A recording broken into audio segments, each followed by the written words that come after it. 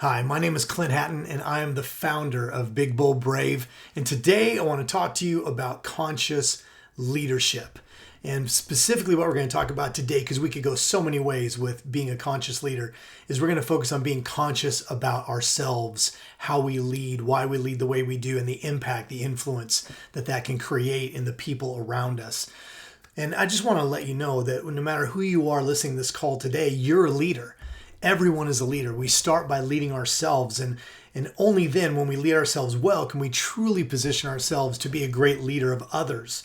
So I just want you to sit back and relax and recognize that even though you may not have a high position in your company, in your organization, you have the ability to impact change. However, it's also important to recognize that the higher the level of the position you have on an organizational chart, the greater the influence and potential impact you can have in those around you. So let's define what we're talking about here with conscious. That is being aware of and responding to one's surroundings. It's being awake, being aware of one's own existence, your sensations, your thoughts, your surroundings. It's truly being, and some people like to use the word mindful, being aware of what is going on around you. And that's what we want to take a look at. Now, here's what we know. This is exciting information, and that is this, that 95% of human brain activity and the actions that we take are happening from our subconscious mind. In other words, only 5% of the things that we actually do we're fully aware of or conscious of. And so what do we learn from that is just simply the subconscious mind is incredibly powerful. Our beliefs, our thoughts, our emotional behaviors are being driven by the back systems inside of our brain and inside of our mind that cause us to act in certain ways without even really having to think about it or be aware of it. And these processes are so automated that truly very little energy is spent making these types of decisions. And so, but the problem is that a lot of times that creates an impact around us. It creates a life that we're not really even desiring and results that we really don't want to have. But because it's happening subconsciously on a deep level, we just don't even know what to do about it. And many times we're not even aware. There's something I like to say, I don't know if this is going to annoy you, but you think, I do too, you think you know how you think. And the truth is you don't. You think you know how you show up for others and how others perceive you. And I assure you, you don't. Unless you're intentionally on a daily basis doing certain things that actually allow you to get a true real-time evaluation on how your leadership impacts and affects others. So if you want to be a conscious leader, one of the first things it takes is you have to make some courageous decisions. So I want to give you 5 steps you can do. This is going to be super easy for you to be able to write down and remember. And you can apply these today to become a more effective conscious leader. And I'm going to use an acronym. We're going to use the word BRAVE, B-R-A-V-E, brave. I believe it requires bravery to become a fully conscious leader. So what's the B? The very first B is the word blunt. Have you ever been told by anyone in your life that was kind of blunt, or you're a blunt person? Many of you won't be able to relate to that. I can, because I've been told that before. But here's what I want to say about bluntness. I'm not talking about being blunt in responding to other people's. I'm talking about being blunt with myself. That there's likely patterns in my life and behaviors that I want to change. And the only way that's going to happen is if I start by asking myself really honest, open-ended questions about why do I act a certain way when someone says or does or confronts me in some form or fashion?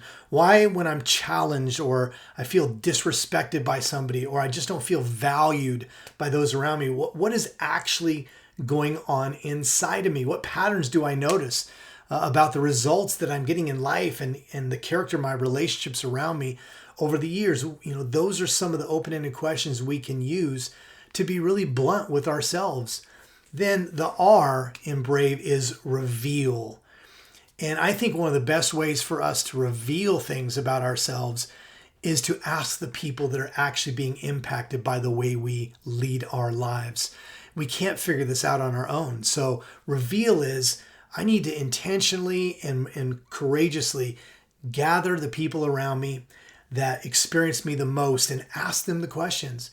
How would you describe the way you experience me, whether that's in the work environment? And today we're talking about conscious leadership mainly within teams, but this applies to any area of your life. How do you experience me? Allow people to be able to answer those questions.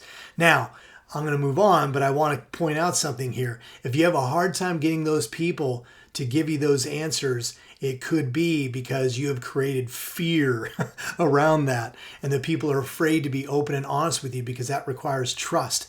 But that's not a reason to stop. That's a reason to keep pressing on.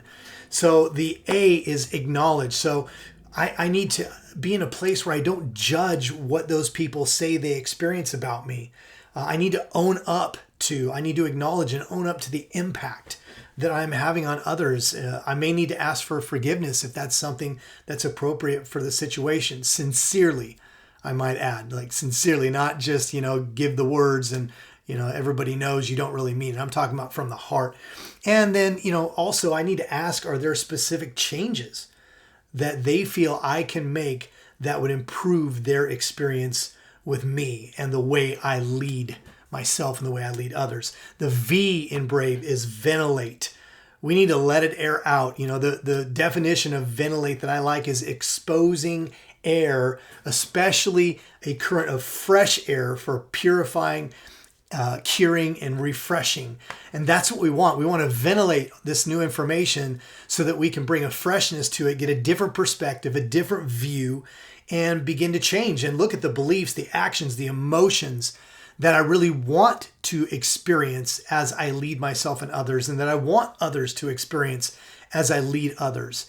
And then the E in Brave is exchange. And here's where now I begin to create change. I create a pattern now of new beliefs and behaviors that will help me exchange those old thought patterns for new ones that will serve me and that will serve the people that I am leading. And one of the greatest ways I know to do that is you start reprogramming your subconscious by writing out affirmations. I would give you an example. If I've been harsh or if I've been someone who maybe has been just a little bit tough on people, I may write something like, I am kind and I am open-hearted to those that I lead. I'm always open to a fair evaluation of how I lead. That's just one quick example. There's so many ways to write effective affirmations, but you always want them to be in the first person. You want to use adjectives and an emotion to it that excites you, and you want it to point to as if you already live this way. Not that someday I want to be, hope to be, but this is the kind of person that I want to be. I'm exchanging that mindset of what I used to have in the results for a new mindset with the new results that I have today. So I just wanted to give you just some quick hits on that conscious leadership. And I just want to thank you so much for spending your time with me today. And I would love to answer any questions you might have.